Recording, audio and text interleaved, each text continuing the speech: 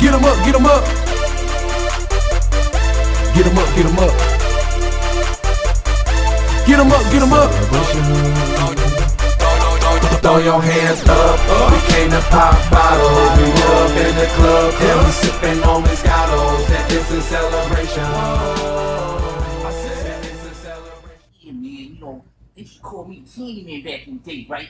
But I'm still a thug with it, you know, because I had to, you know, establish my thuggery early on. But I ain't want to sell drugs or alcohol or nothing like that, because that's what everybody else was doing. I wanted to be a different thug. So I found my lane. I found out it was candy, son. You know, because candy is a lot more addictive than the weed and the cocaine and the crack.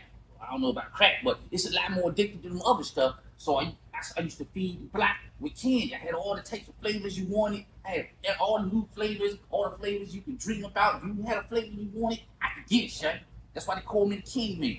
And I linked up with this dude, and me and him was running this scheme, and he was getting his work out of state, and I was getting my work in state. We just combined the connect game. And then he introduced me to this little play with pink starbursts, right? They was taking the pink starbursts and they were shaving them down, right?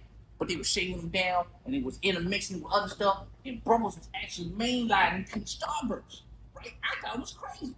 But they was lining up for the pink starbursts, not the red, not the orange, the pink ones. So I had to get the pink ones more and more and more. And you know, they say never get high on your own supply.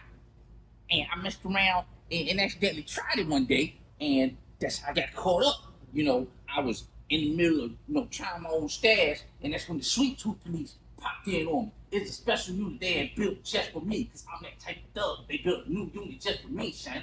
And, you know, the judge tried to throw the book at me. You know, he tried to give me a dime. He tried to give me 15, man. But you know what?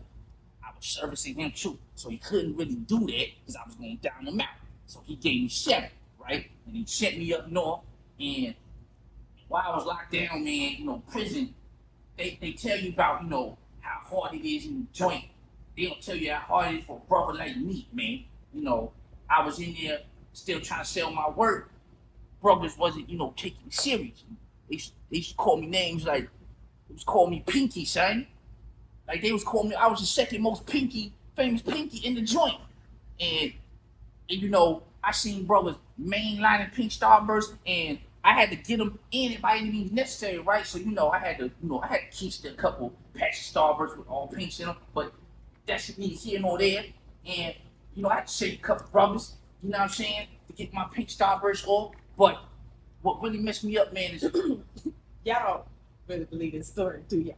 Hey, yo, this is my moment, son.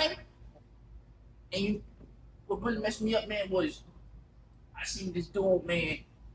He was mainlining pink starbursts into a wooden leg, but he had a real foot, son. It blew my mind. I said, "Thug, you supposed to live like this, man." So, I switched my life over. I became a 7-day bottle. We up in the club, yeah, we sipping on Moscatos. That it's a celebration. I said that it's a celebration.